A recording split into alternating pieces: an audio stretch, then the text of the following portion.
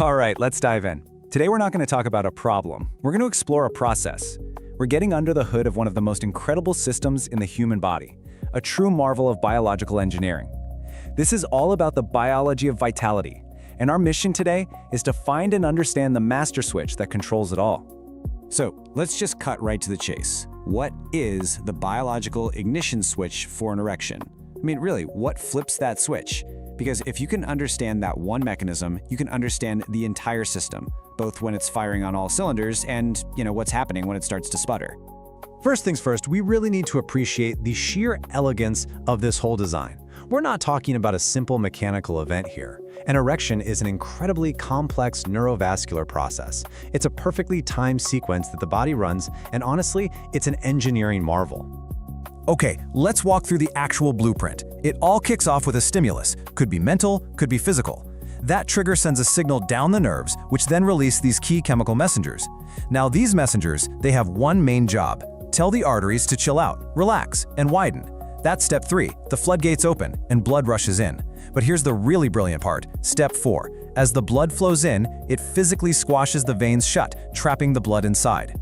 This little trick, called veno-occlusion, is what creates and holds the erection. It's a hydraulic system with incredible precision. So, what is that key chemical messenger? What's the molecule that actually gets this whole party started? Well, this brings us to the molecular hero of our story, a very simple but ridiculously powerful gas called nitric oxide. So what in the world is nitric oxide, or NO?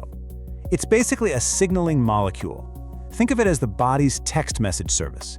And in this case, its message is always the same: relax. It's the molecule that tells the smooth muscle cells in your arteries to open up, a process called vasodilation. Without that signal from NO, the arteries just stay constricted, and blood flow is, well, it's not going anywhere. And this just nails it. As urologist Dr. Reena Malik puts it, nitric oxide is essentially the ignition for erections. It's not just some minor player in the process. It is the spark plug. It's the key turning in the ignition that starts the entire engine. Now, I know this slide looks a little complicated, but it's showing something truly fascinating, the whole ignition process down at the molecular level.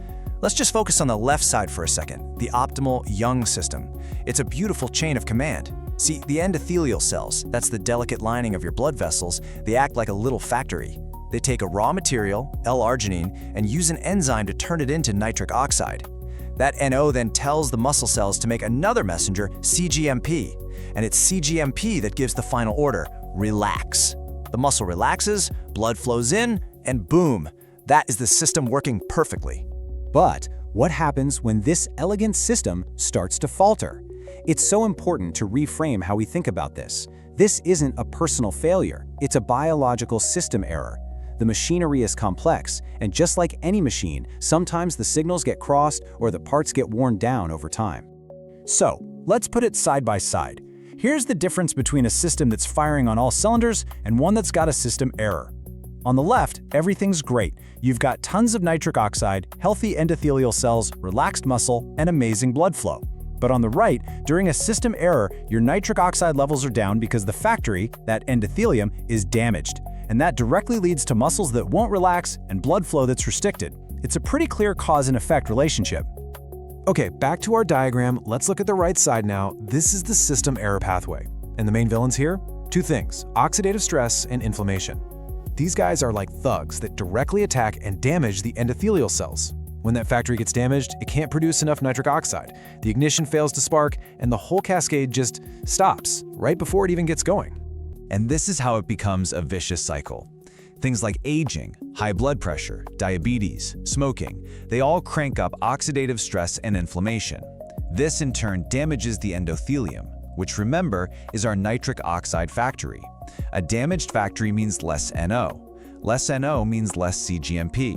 And that means the system simply can't get the smooth muscle relaxation it needs for proper blood flow. See how it all connects? Now, here's why this is so much bigger than just sexual health. It's something called the Artery Size Hypothesis. Check this out. The arteries in the penis are tiny, just 1 to 2 millimeters wide. That's about half the size of the arteries in your heart. So because they're so small, they're often the very first place to show signs of trouble, like plaque and endothelial damage. This basically makes erectile health a powerful early warning system for your overall cardiovascular health. It's the canary in the coal mine for your entire vascular system. Okay, so if the issue is a system error, then the solution is a system upgrade.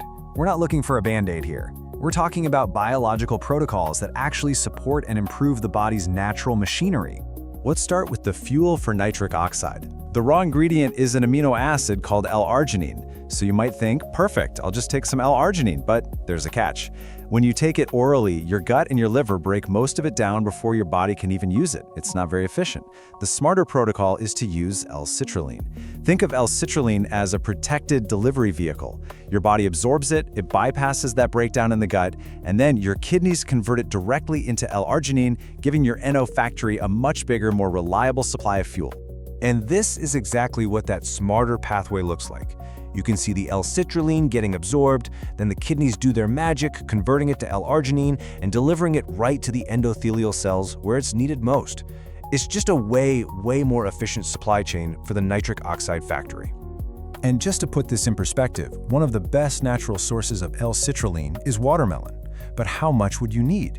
Well, to get a minimum effective dose of about 3 grams, you'd have to eat 1.5 kilograms of fresh watermelon. That's over 3 pounds. It really shows you the kind of concentration needed to get a real therapeutic effect. Another powerful system upgrade is what we can call the Sunshine Protocol, vitamin D. This is really cool because it helps the system in a bunch of different ways. First, our reproductive tissues are loaded with vitamin D receptors. We also know it directly improves the health of the endothelium, our NO factory, and it actually stimulates the release of nitric oxide. So it's really no shock that studies show a strong link between low vitamin D levels and a higher rate of erectile dysfunction. So let's bring this all together. Think of it like a factory assembly line. You have different protocols that help at different stages. The well-known PDE5 inhibitors, they act at the end of the line. They don't make more NO, but they protect that cGMP messenger so it can do its job for longer. Then you have L-citrulline, which is like the delivery truck, bringing more raw fuel to the factory. And finally, you have vitamin D, which is like the maintenance crew, keeping the factory itself, the endothelium, in top shape, while also helping to boost production. They all work together to support the same vital system. At the end of the day, it really comes down to this. Your body is an incredible system, and it responds directly to the signals you give it. Your nutrition, your lifestyle, sunlight. These aren't just vague health ideas. They are direct inputs into your biological machinery. So the only question left is, are you giving your system the right signals to thrive?